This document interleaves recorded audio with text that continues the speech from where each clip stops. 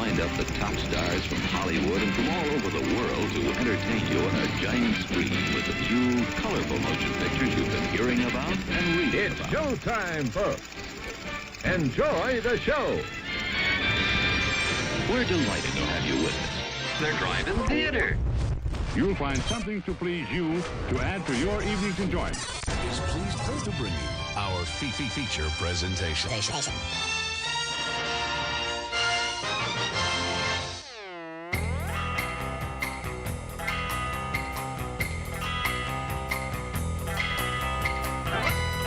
Good evening, everybody. What's going on? It is 8 o'clock. It is Monday, June 24th. You're tuned in to the Drive-In Speaker Box. I'm your host, Bo, the boom operator. I am Slick Doggy the Grip. And we are here. It is another week. We are in the studio to talk to you about movies. If you are new to the show, welcome in. Wherever you found us, we thank you. Tell your friends, like, subscribe, wherever it is you like and subscribe.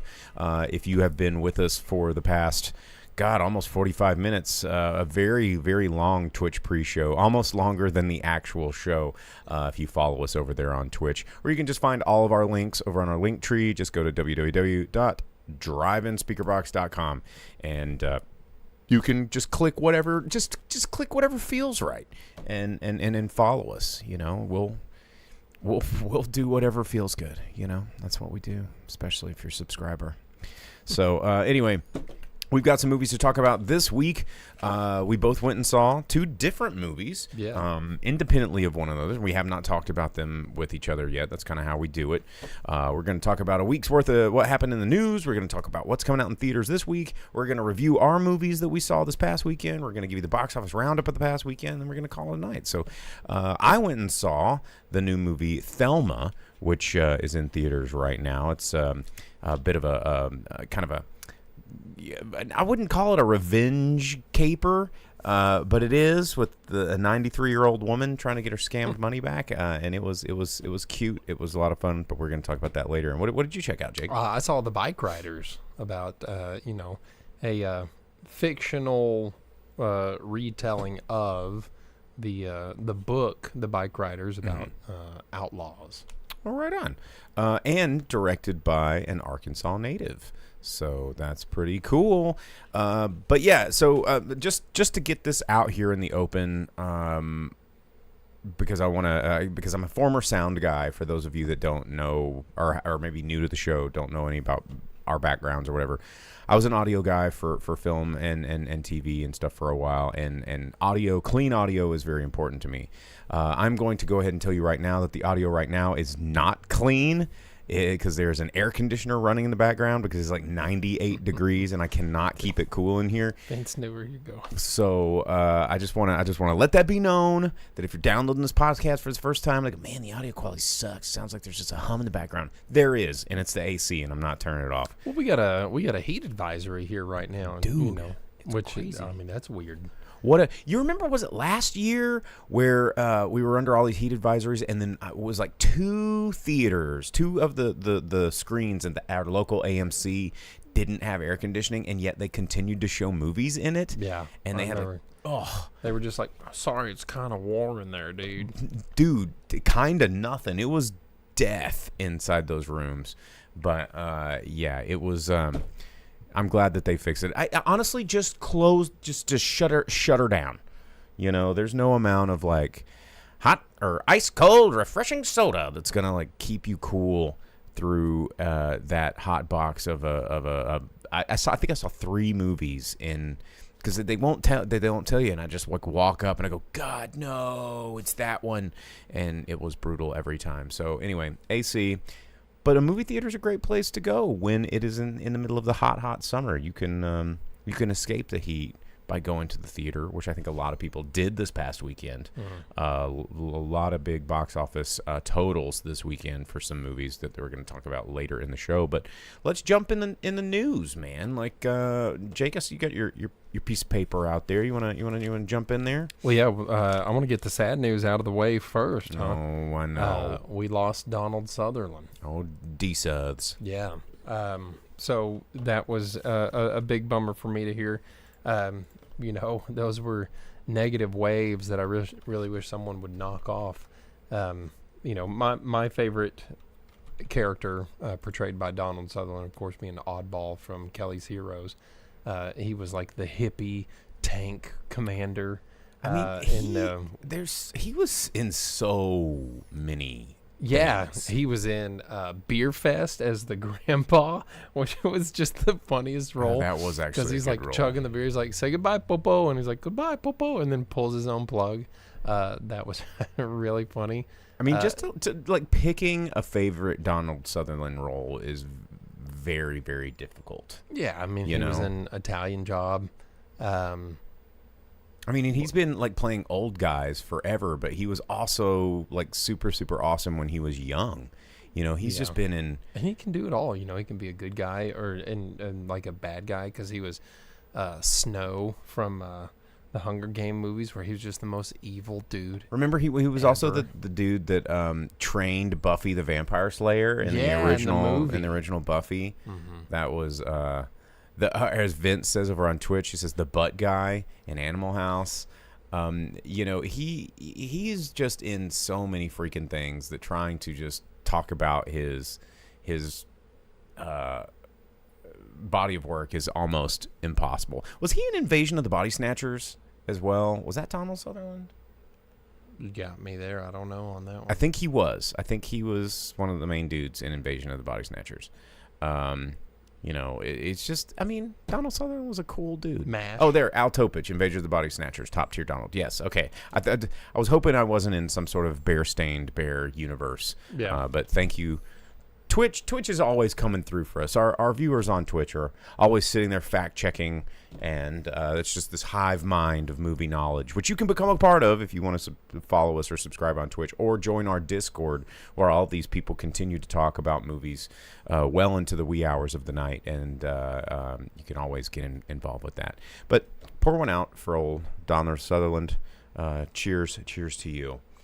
And then what else we have? Give me some happy news. Well, happy news. Okay. In an interview with Eddie Murphy, we found out that we're getting a Shrek 5. How is that happy news? Well, I don't know. Shrek's a lot of fun sometimes. But it's already underway. He said I don't want that. They started... now that Shrek's become like a meme now, I think that's why like the studio execs are like, I've been seeing Shrek trend now on the charts. Now it's time. Puss in Boots, everyone was like, who really needs this? And then it came out, and everyone's like, actually, it's pretty good. It was pretty good. I'm not going to... So we're supposed to... Shrek 5's already underway. He said that it's already begun shooting, which I don't know how that works for an animated movie, but I guess maybe they've already started doing the animations. And then also there's supposed to be a donkey spin-off movie. But I mean, Eddie Murphy, I think, is kind of we're going to be seeing more Eddie Murphy, which I hope. We've got Beverly Hills Cop 4 hitting Netflix pretty soon, which I'm actually looking forward to. I mean, the couple of movies that Eddie Murphy's has done on Netflix over the past several years since COVID, I guess, have been pretty good. And I've always liked Eddie Murphy. Everybody turns their nose up there because there was a dark chapter of Eddie Murphy, that like post Norbit era that wasn't great, but he's still Eddie, man. So Dina over on Twitch said Puss in Boots made a literal $1 billion, so it's gonna be fine. So next year we're lined up to have another Shrek. Also next year, and okay, go ahead. No, you do. I was just gonna say, speaking of like more sequels going up into the part 5s, we might be getting a Lethal Weapon 5. No, don't do that. 4 wraps it up. 4 wraps it all up. You don't need to have 5 because at the end of 4, because in part 1, Danny Glover says, "I'm too old for this shit." Yeah, and by the time you get to 4 and they kill Jet Li and everything, they're both beaten, they're tired, they're whooped, but they're having the babies at the hospital, and their family all gets together, and Leo gets in the family photo, and it wraps up the whole story. Everything's wrapped up. Also, there's nowhere to go from there. Don't do it. And Richard Donner's dead, so get away from it. Like, Richard Donner is why those movies were fun. And, once upon a time, Richard Donner did want to take another crack at that. But the franchise producer, because now they have that, right? That's a title, because there was a Lethal Weapon TV show and stuff like this. Oh, yeah.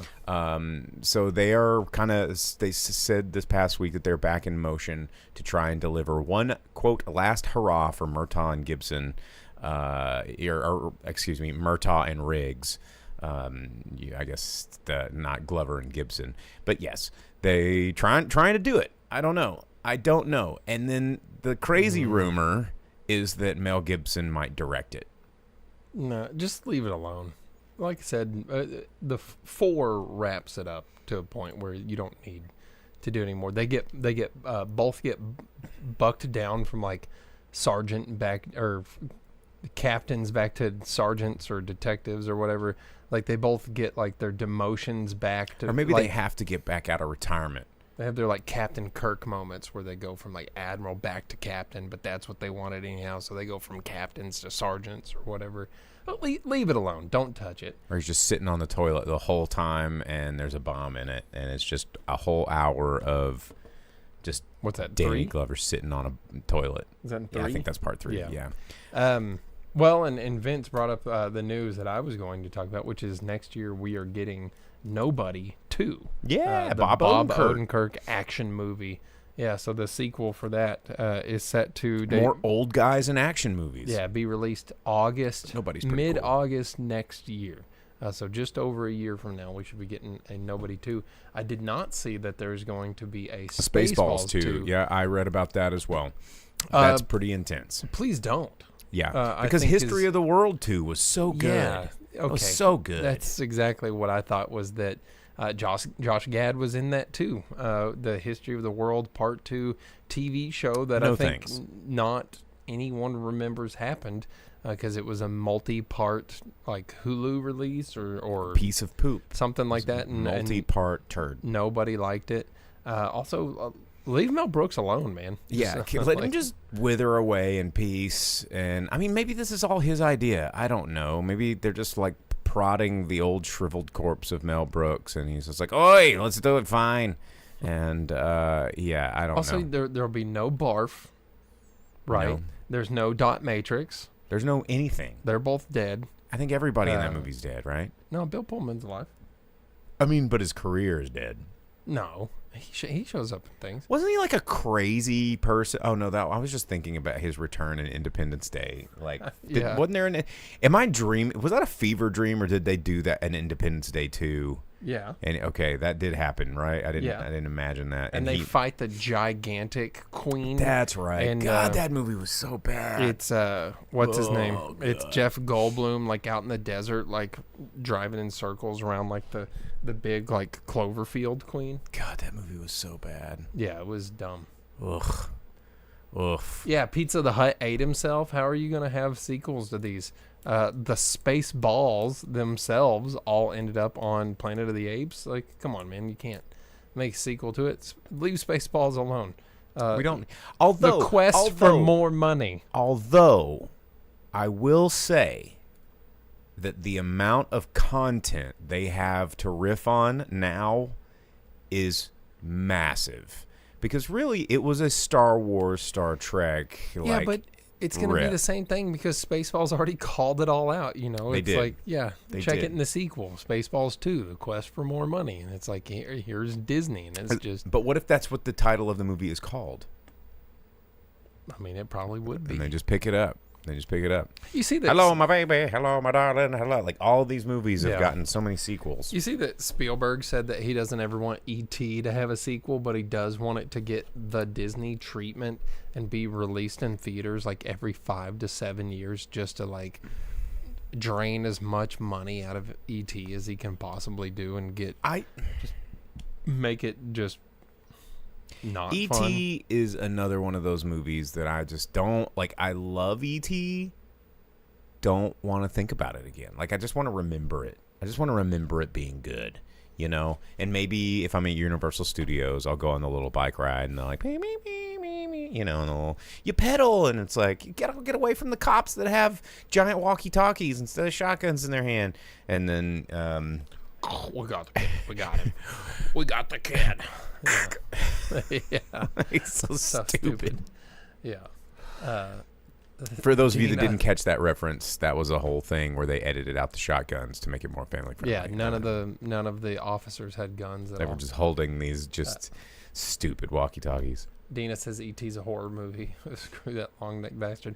Yeah, E.T.'s a creepy movie. It's a creepy movie. E.T., if you were not freaked out by the first time E.T. goes, then you are broken as a human, because that was terrifying. When they drag in the dried dog turd version of E.T. into this tube with Elliot. Yeah. He's just like the dog turd in the sun, and Elliot's like screaming, and they're in those tubes, and the guys with the walkie-talkies. Yeah, that's awful. Surrounded by walkie-talkies. Yeah, it's terrifying. Absolutely terrifying. Oh, God. Because like, why did Mr. Reese's Pieces get turned into a dog turd? Yeah. No. But, it was... But shout outs to E.T. I mean, it is a great movie, but my God, I don't need a sequel. And I don't need that to be re-released in theaters every time. Yeah, just constantly. Here's some kind of happy news and sequels that might not be so bad. Ralph Macchio posted that they wrapped filming on both Cobra Kai and the newest Karate Kid movie, the one where it's him and Jackie Chan coming together, and you have whatever. And it was delayed because they wanted to leave room for Cobra Kai. So I wonder how much Cobra Kai is going to go into the Karate Kid movie with Jackie Chan coming in, and how are they going to bring in Jackie Chan? I'm here for it. Yeah. I'm here for... Like, Karate Kid has not really steered me astray yet. I'm here. Well, I mean, obviously there was the next one. Karate Kid. Yeah, that one was kind of garbage, but I don't know. What if Cobra Kai brought that in too and then steered the course back? Dude, but the next Karate Kid does have the cool Miyagi thing where he like catches the murder arrow and stuff, right? I mean, anytime that Pat Morita clapped his hands, you know some epic shit was about to go down. He was going to heal your wounds. Flies were going to die. Like, you know, arrows were going to get stopped. Bonsai trees were going to grow. Like, dude, that, you know. And then you had that, like, epic, like, orchestra hit from, oh, God, who did the score to Karate Kid? But it was like... boom, like every time. You just Google it, man. It's freaking intense. Yeah, him as Arnold cooking hamburgers on Happy Days, just flattening that patty, boom, and then just rolling the dough. Yeah, man. Yeah, dude, Pat Morita. But what's up? Yeah, Ralph Macchio. Bill Conti. Yes, thank you. Ralph Macchio posted that they wrapped that up on the 40th anniversary of the original Karate Kid. Damn. Yeah, the 22nd here. So that's pretty cool. Part 1 of Season 6 of Cobra Kai coming at us next month. We can finally get back into watching some Cobra Kai, which I guess I'll need to go and watch some of the last season. Even though it just gets more and more CW feel to it. That like WB stupid dumb teen feel to it. It's still been so much fun, and the Easter eggs that they've added as the show's gotten dumber, the Easter eggs that they've added to just got more intense, more fun. Yeah. So well, speaking of that, I just wanted to pull up this clip of Miyagi healing Daniel-san just so you could hear what it sounds like when Pat Morita claps. There we go. Here goes.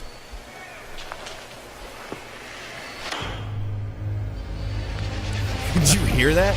Maybe let's just do that again. Here we go. One more time. Like, dude, what a clap. That's what I want my claps to sound like. Music starts. Just whoosh, boom. So good. So good. Anyway, what else we got in the news? Nosferatu trailer came out. Did you see it? Dude, did I see it? That I've watched that trailer like 6 times. I mean, if you guys have not seen the trailer to the Nosferatu film, it is freaking good. I mean, this movie has given me hope for movies again. Like I was in our Discord, I was talking about like I have not been this excited about a movie in a theater in a long time because A, I like vampire shit. Like sign me up. But B, Robert Eggers, dude. Like Robert Eggers doing a vampire movie. I mean, we're talking about the guy that did The Northman, which was the best Conan remake I've ever watched in my life. He did The Lighthouse, which was super weird and creepy and awesome. And The Witch, which was also super creepy and awesome. Like, this dude is just super, super perfect for directing this movie. And then you've got dudes like Willem Dafoe, who rocks, has also been in a Nosferatu movie, but not being Nosferatu. You've got Bill Skarsgård, who is perfect to be an Orlog. You've got Nicholas Hoult, who has also been in a vampire movie, playing the role of Renfield in that movie that just came out that actually was pretty good. You've got Ralph Ineson, who is just cool and you don't see him all the time. Aaron Taylor Johnson, who is just also very cool. I mean, this movie is gonna fuck. Like, I mean, well, right? When the trailer came on at the theater, I leaned over to my girlfriend like half a second in. I was like, Nosferatu. And she was like, what? And then she saw the trailer and she goes, oh, actually, yeah, I really want to see that. And then at the end, they're like, Nosferatu. And you're like, oh, yes, sir. I mean, as Dina just threw in the Twitch comments, she said in all caps, Merry Christmas. Like, this is going to be my Christmas movie.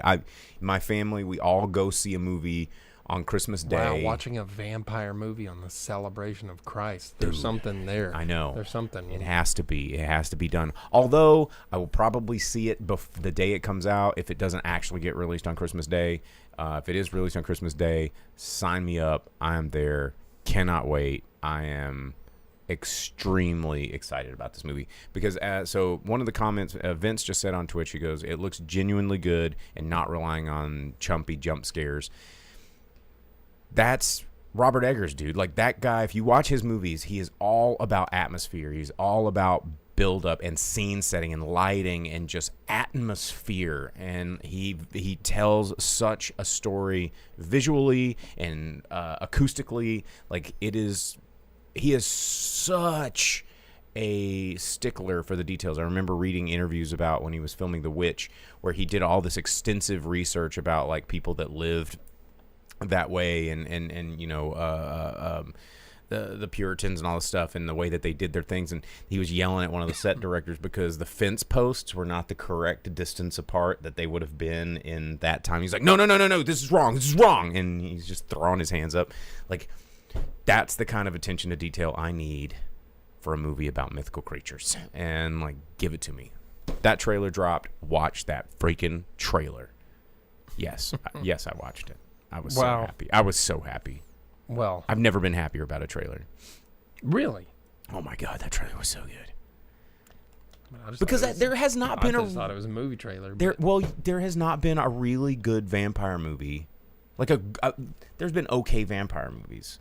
Like What We Do in the Shadows is a pretty good movie. That's a TV show. That was a movie. That was a movie. Okay, that was a pretty good movie. And the Demeter was actually not bad. But like, I feel like, I have my top 5 favorite vampire movies of all time. I feel like this one might get in there and, like, knock something down. And I'm excited about it. So, anyway, all right. Moving on. The last bit I had here is both about Jonathan Majors.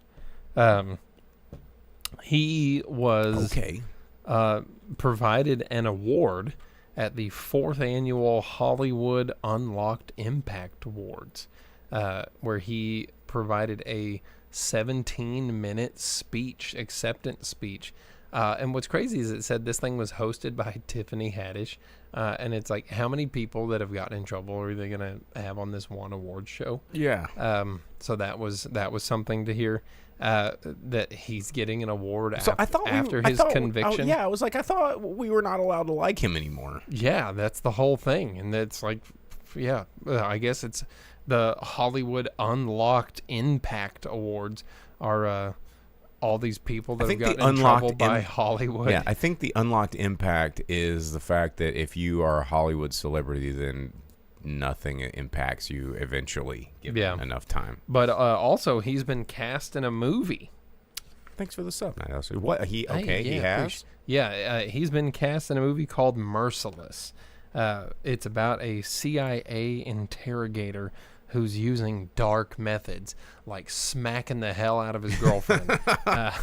Yeah. Yeah. And the producer of this, Christopher Tuffy, said that he cast Majors in this role because of his history. He's like, yeah, man, I really wanted to do this because of his history, not in spite of it. So making wild calls here, like some producer just be like, you know, that guy that no one likes and is really hot, like no one's hot on right now, let's get him in here.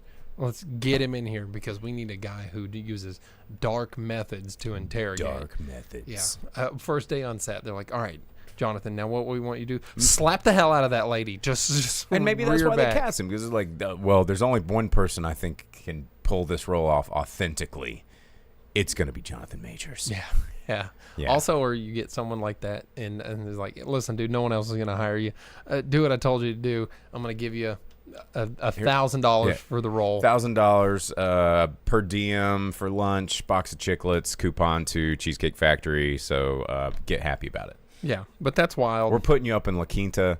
So That's wild to see that someone that was in trouble so recently being brought back into the movies that quickly. And because, I mean, usually it takes a while, because how long did it take before we started seeing old Spacey. Kevin Spacey back in movies? Couple of years, and then they brought him in slowly, like he got cast in like British stuff, and then like slowly kind of, they still haven't brought him back fully, like slowly bringing him back. Hey, on this, they gave him an award, let him talk for nearly 20 minutes, and then put him in a movie. So here we go. All right, Jonathan Majors, way to go. Hollywood's a weird place. Yeah. Hollywood is a weird place, man. Any more news for us to talk about the new releases this week? Nope, that's it. Okay, well, let's talk about the new movies that are coming out this week. June 28th, this weekend. We've got a couple. We got 3, actually 4. There's one that I saw that I'm very, very, very, very, very excited about. Is it the one I think it is? No. No? Okay, well, we'll If see. you scroll up on that list just a little bit. Okay. Oh. Okay. Yeah. All right. I'll let you talk about that one. So the big releases of this week, weekend of June 20th, 2024 is. It's funny because this is now a big release, and I feel like a couple of years ago we would have not really paid any attention to this movie, but because this director's previous movie, Poor Things, did so well, Kinds of Kindness, coming out in theaters right now. I mean, he is smart to have this one like in the chamber, ready to go. Also starring Emma Stone. I mean, Jesse Plemons is phenomenal. Of course, Willem Dafoe, who was also in Poor Things and was incredible. It's his next film from director Yorgos Lanthimos. Everybody loved Poor Things, talked about it, blah, blah, blah, and this one's right off the heels. So coming up, it's, from what I've heard, early reviews are it's great, but it is not the same sort of ride that Poor Things is. It's definitely a different movie, but everybody says it's very good. And I mean, with that cast, I'm not a huge Margaret Qualley fan yet. A lot of the roles that I've seen her in, I'm not super sold on. But Emma Stone, Jesse Plemons, and Willem Dafoe, put them 3 in a movie. I'm there. I'll check it out. So that's coming out in theaters this week. Also, this is isn't this supposed to be either like 17 movies? They're all 6 hours long. It was a 2-parter, and now it's a 4-parter. Okay, so it's a 4-parter. Part 1, 3 hours long. Horizon, an American Saga, Chapter 1, directed and starring Kevin Costner. is coming out in theaters this week. Sam Worthington, hadn't seen him in a whole long time. Tanaka Means is in this. He has been in a lot of episodes of Outer Range, which I've been watching lately, and he's pretty cool. Danny Houston, always playing a really bad guy in this movie. He's just a bad guy. Danny Houston always plays a bad guy. Giovanni Ribisi, always playing some sort of weasel. He is also in this. I really, really like Giovanni Ribisi. He is a fun actor to watch. It's Michael Rooker, Will Patton. Will Patton, if he was also in Outer Range. Will Patton's one of those dudes that also is a little bit typecast, is playing like this hard-ass creepy. Just hard-ass creepy. No, he was in Armageddon. Oh shit! As not a bad guy. No, he I never just wanted to meet his son. I never said he was a bad guy. He's always like a hard ass and kind of creepy. I never said he was bad. He wasn't creepy in Armageddon. That's all I'm saying. Okay. But I mean, it's kind of like Michael Rooker. Michael Rooker's not always a bad guy, but he's always kind of an ass. Yeah. You know. With Mallrats, going back to Mallrats. All the way back. But anyway, this movie coming out in theaters this weekend. As Vince said over on Twitch, he put his own money to finance this, and his wife left him for it. He needs this movie to do well. And Kevin Costner the other day actually made the official announcement that he will not be returning to Yellowstone at all. He's like, oh, the show. Yeah, time to do movies, man. Back to I mean, movies. it's like now, this looks good. It looks very good. I will say it does look like a return to form for the classic Western. I mean, it's been a while since we've seen a really epic Western. Well, and Costner's good at it. Like Open Range is such a good movie. There's so many different westerns that Dances with Wolves, there's multiple westerns that Costner's in that are just very good. He is good at doing the western. I will give him that. And he said that, I don't know if this needs to be a 4-parter. 3, 6, 9, a 12-hour movie or whatever. Well, who knows? I mean, you got things like Lonesome Dove that do that, and they're great. But he's done interviews where he said, a lot of westerns just rely on the gun action instead of being like stories with characters and having he needs some monsters like Ravenous. So yes, this is in theaters. This is going to be in theaters, only in theaters. So it's coming out this week. If you guys were curious. So that's coming out. Also, this is going to be an interesting weekend because Kind of Kindness is going to hit a certain market. Horizon's going to hit a certain market. And then you got A Quiet Place, day one. I don't think I've ever seen a movie more advertised for a movie that I could care absolutely less about. I think this is one of those products of a low-budget horror movie made a shitload of money, and they want to keep this thing going for as long as possible. And it's like John Krasinski is so far detached from this franchise now. I mean, he killed himself off in the first one. Like, they did a second one. Cillian Murphy came in, and that was a whole thing. And now we're at day one. And they're like, well, let's just put some other people in it and another person direct it. But everybody likes those monsters, so we're gonna tell the origin story that no one ever wanted to hear. Like, the Quiet Place movies were already sort of, the more you think about those movies, the more they fall apart, right? The creatures start to be more stupid the more you really start thinking about their existence and how they work and the mechanics of the world of which John Krasinski only quickly created to make a really interesting movie the first time.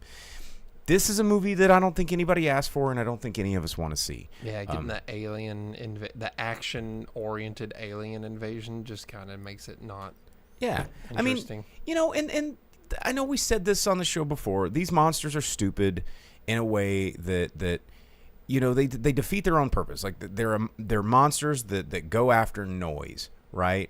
And how do these monsters know the difference between noise that people make and noise that just, I don't know, fucking exists, right? It's like, no, everything has to be absolutely silent. Well, what about, like, I don't know, wind and shit falling over and, I don't know, other monsters walking around, and they're like, nope, that's human noise. And, like, all the monsters go down there, even though it's so implausible and so stupid that I kind of hate it the more I think about it and how absolutely dumb it is. You know, and yeah, recorded noises, as Vince says. Like, what about a car stereo that's just like rolling off? And you know, it's just, this movie is so implausible because I don't know. Guns exist, you know, they weren't invincible even in the first one. They're like, oh, it's mouth open, shoot it, and you know they die. Like, I've never watched it. We're America, we'd kill it.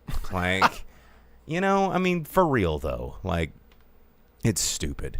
Anyway, I cannot care less about Quiet Place Day One. I'll probably see it just so I can get mad at it again. All right, and then Janet Planet is another one. This is kind of an indie movie that's coming out, directed and written by Annie Baker.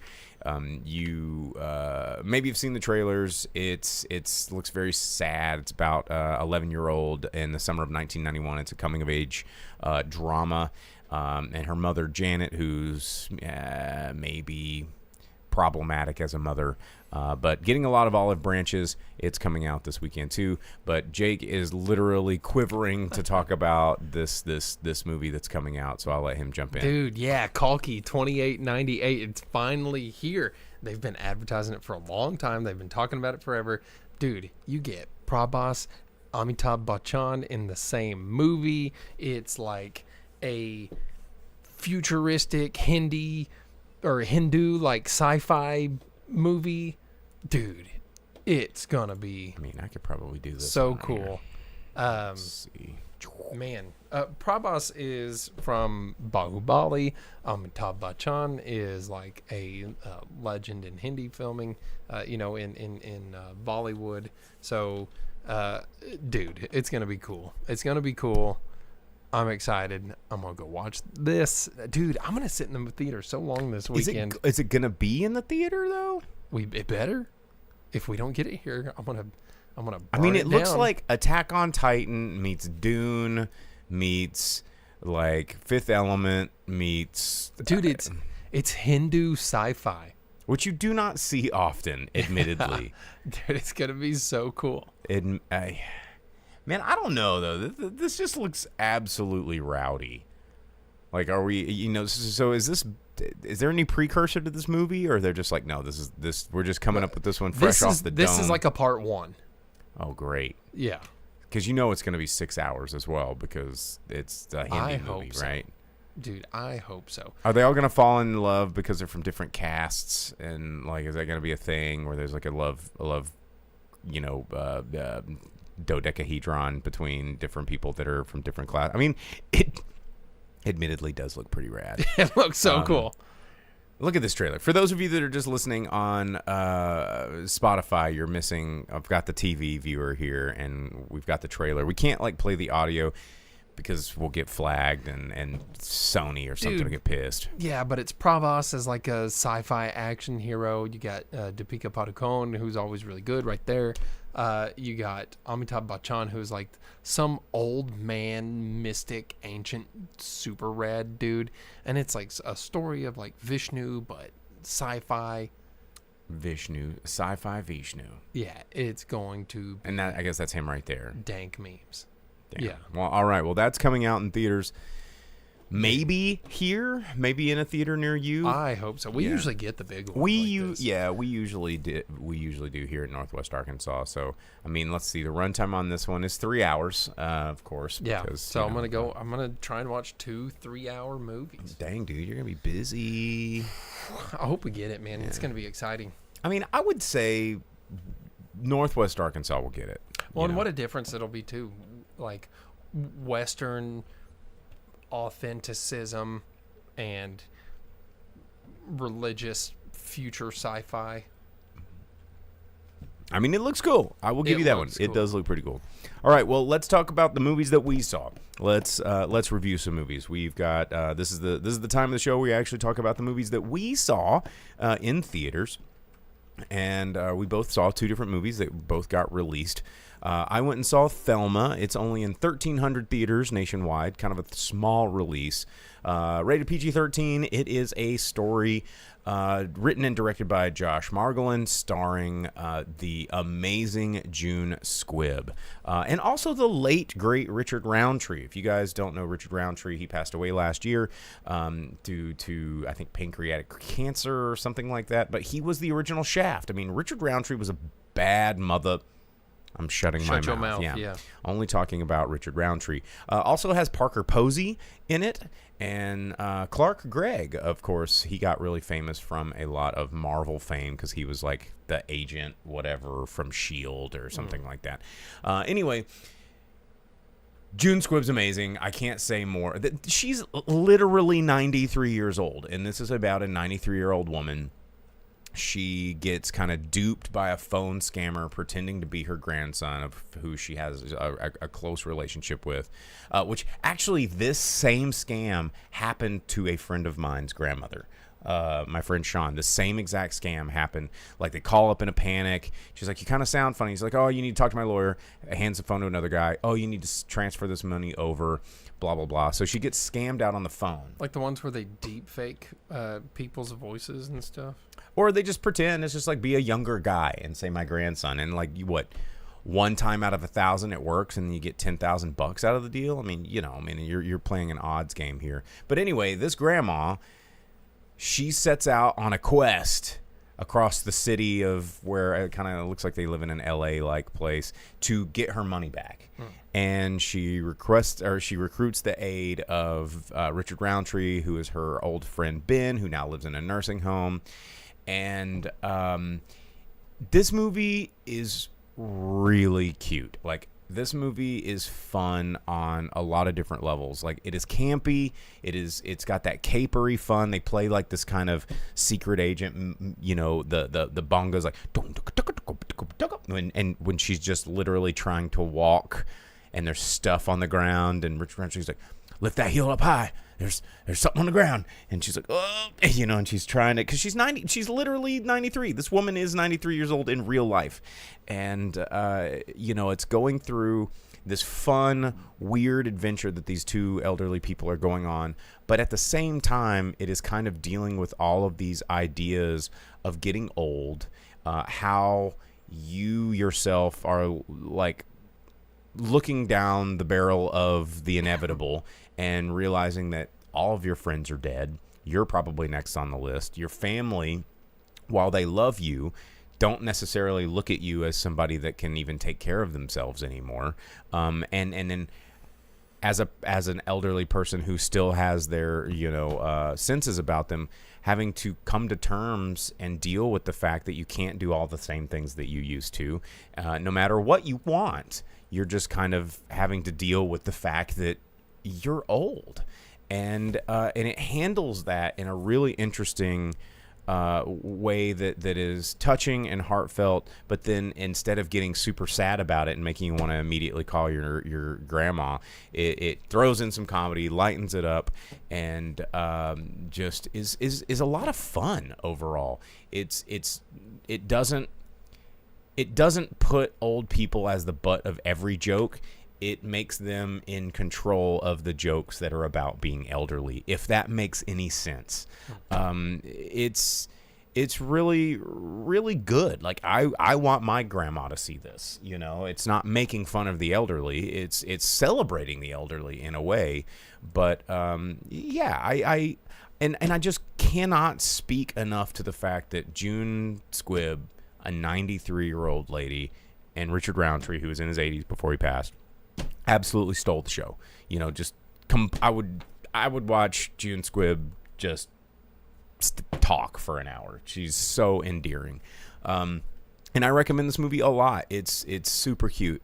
Everyone can find some. If you've ever had a parent or a grandparent or known someone elderly, you can't help but like this movie. So it's in theaters right now. Not a whole lot of theaters because it's a Magnolia's picture release, which is they usually do fairly limited. I don't think it's going to get in more than 1,500, maybe even 2,000 theaters nationwide. But it's a lot of fun. Super cute. Thumbs up. All right. Cool.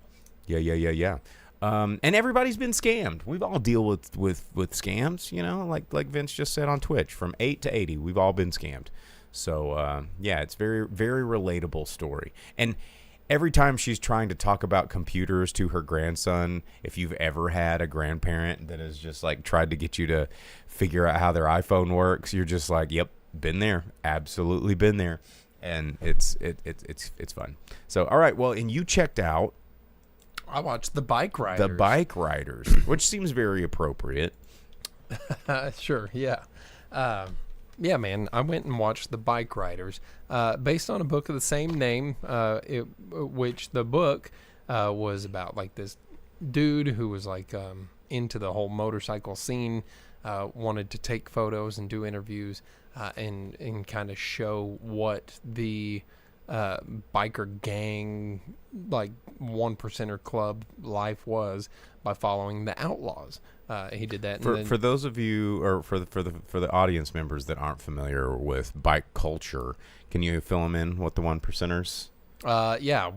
So back in like the 30s or 40s or something like that, they did a survey and found that 1% of all motorcycle enthusiasts participated in felonious activities. So all of like the biker gangs, like the motorcycle clubs, the MCs, Hells Angels, Outlaws, Mongols, things like that, they are all referred to as 1%ers. Right. Because they are the 1% that is the criminal element of the motorcycle. And that term has evolved over the years, so I just wanted to clarify. So if you ever see someone with a tattoo or a patch that says 1%er, now you know why. Don't hang around that person. But it was a book that he made where he took photos and did interviews with these guys from the Outlaws MC in Chicago, and this is a somewhere between a fictionalized and a movie adaptation of that book, because instead of following the Outlaws, the movie follows a fictional MC called the Vandals.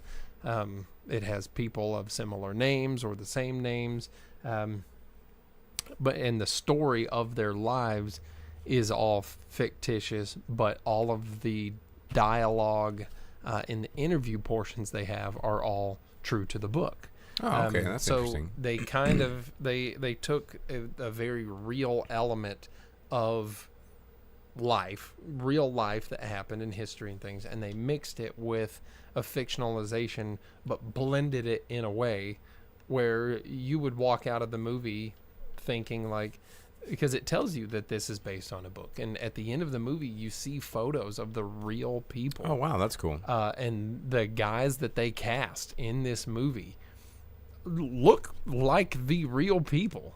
They did a very good job casting people. I mean, they got big names in here.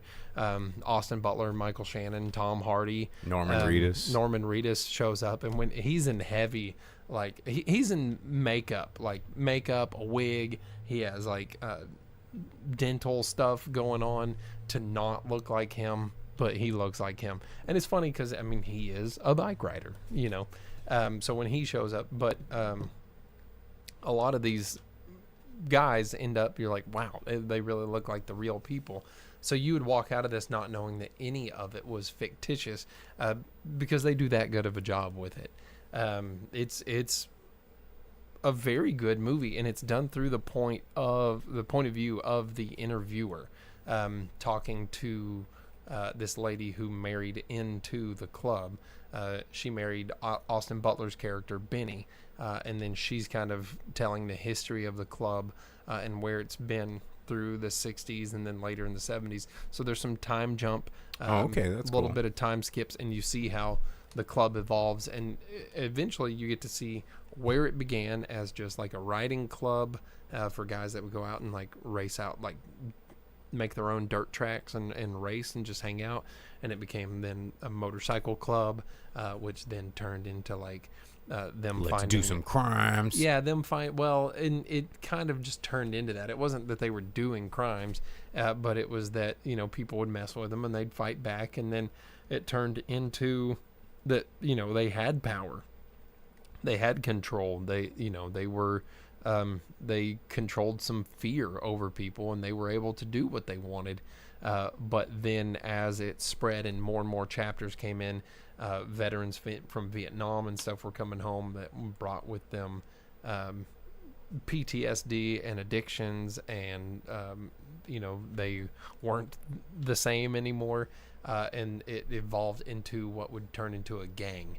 And you get to see that progression by following all of these characters who were the founding members all the way up to when it really started to change. And like I said, there's lots of fiction, but there's lots of real life, and they blend those two in this movie very well. It's fun. It's a good movie. There's tragedy, and it's sad. And Jeff Nichols is a great director. I mean, the past several movies that he's done have like Take Shelter was really great. Midnight Special was really great. He's just a great director. And Mud, of course, everybody likes Mud. So I recommend it. You don't need to know anything about motorcycles or the people that ride them, or anything about MCs or anything like that. It kind of hands it all to you and introduces you into this world, and you can kind of get a taste for how it is and how it became the way that it is now, where you have things like what the Hells Angels and Outlaws and Mongols are. Especially if you live here near us, you experience some of that from time to time in the news, with larger motorcycle events and things like that. But you can kind of see how that came about from,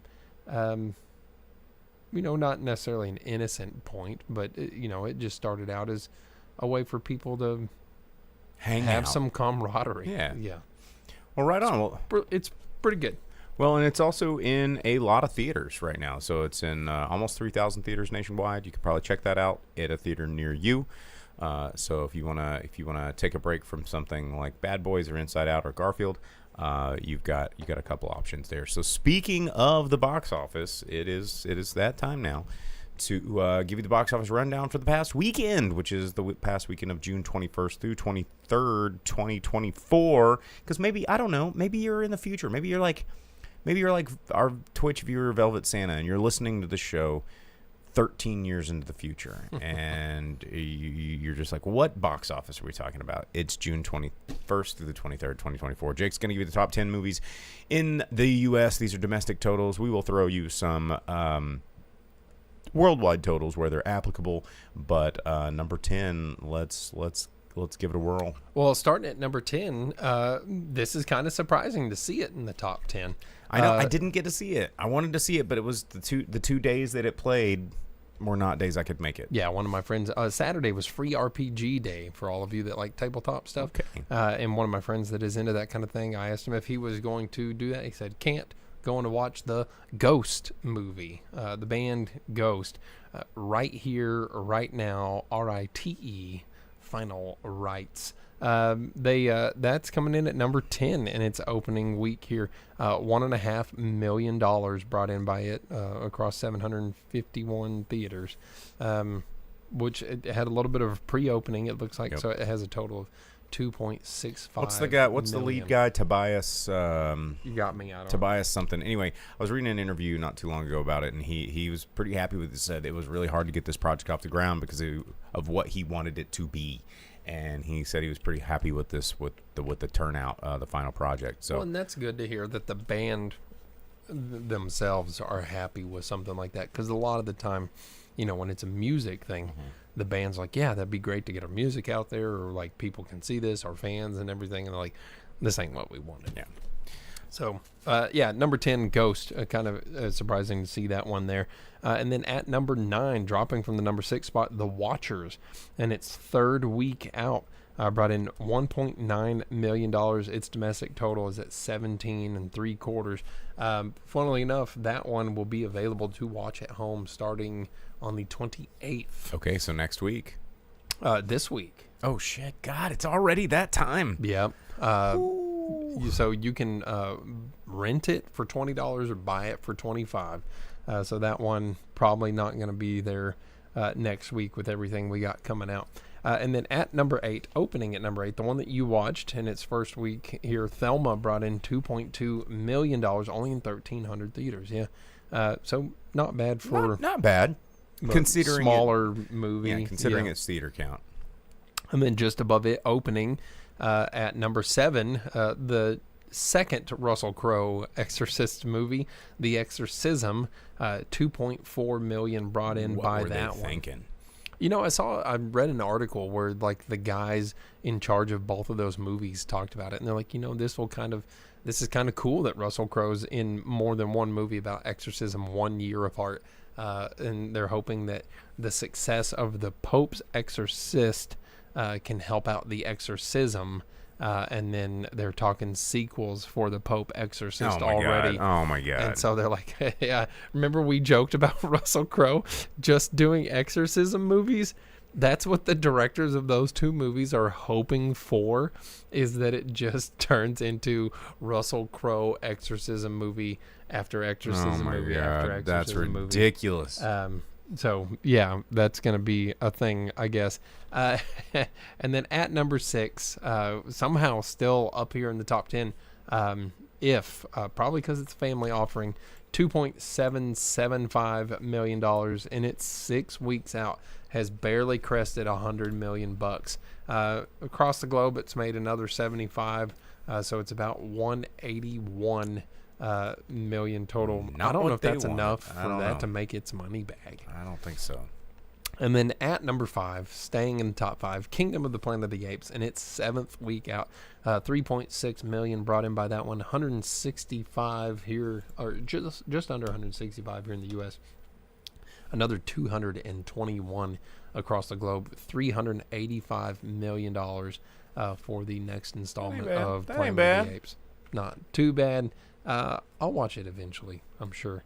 And then just above it, at number 4, holding the number 4 spot, the Garfield movie, $3.6 million in its 5 weeks out, 85 in the U.S., but we know that across the globe, it's crazy. Another 145, bringing it up to almost double, $250,000, almost $250,000. So speaking of, because every time I see stuff like this, it reminds me of the Warcraft movie, which is about to hit Netflix, and I am curious what's going to happen when that hits Netflix. If it's going to get like another I'm sure it'll be big buzz. Yeah, I'll probably watch it again. It's been a minute.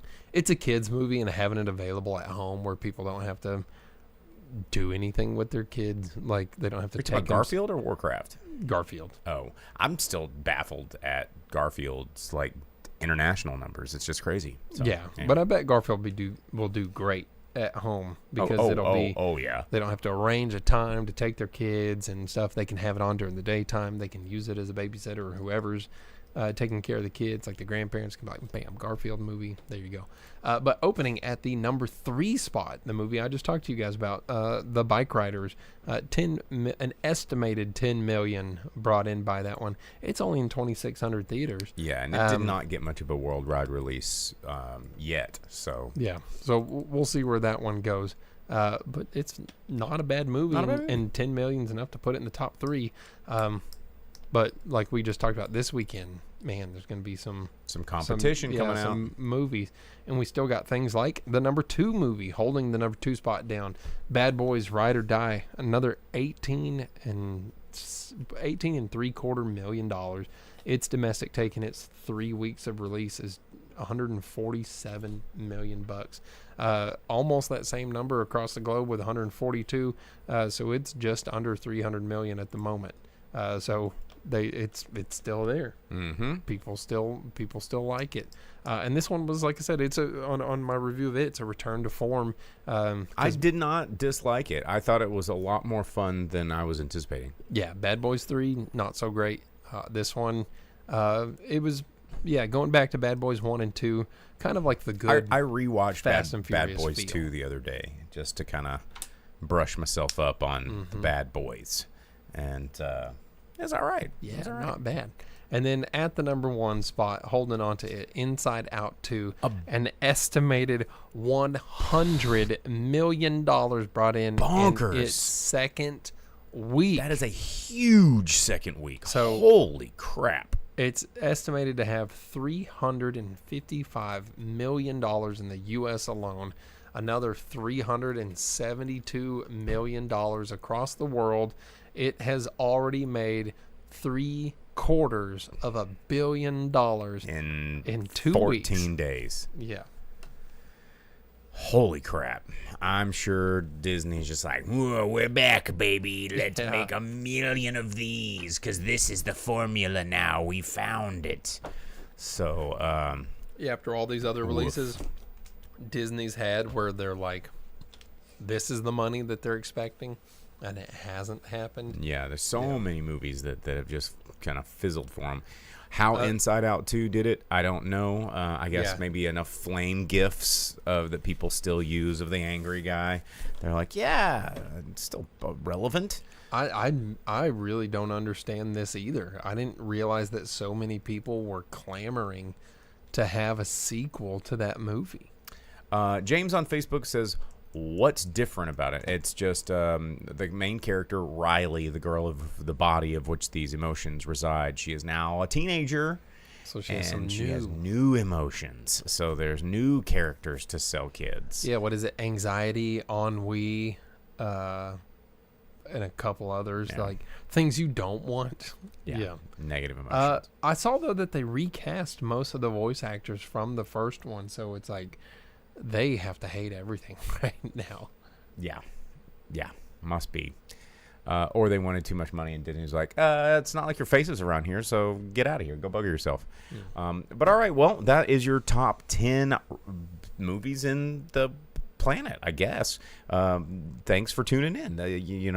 There's a lot of movies coming out this weekend. Maybe next week's going to be a really interesting show. But as far as watch-alongs go, Vince, our Twitch and Discord mod, has just informed us here on Twitch, says the next watch-along is going to be July 1st, and going to do a Blu-ray copy of Galaxy Quest. Wow, and Vince, you've never watched it before, and it'll be the first time watching Galaxy Quest? Dude. Yeah. Galaxy Quest is one of the best Star Trek movies that they've ever made. By whose hammer? Is it? Grab Thor. Grab Thor's hammer. Jeez. Oh, and Merle on Twitch has never seen Galaxy Quest. Wow. Well, get ready. It's a really fun movie. Dude, Galaxy Quest is so good. So mark your calendars. July 1st, we're going to be doing a watch-along over on our Discord. You can join that Discord at any time. Go over to our link tree, www.driveinspeakerbox.com. You can follow us wherever it is you want to follow us. Facebook, Twitch, YouTube. We really like Twitch. It's fun. It's easy to do. Yeah, and we get more monetization from it. So there you go. Or you could just download the audio of this and just be a faceless, sad person listening to us in the car.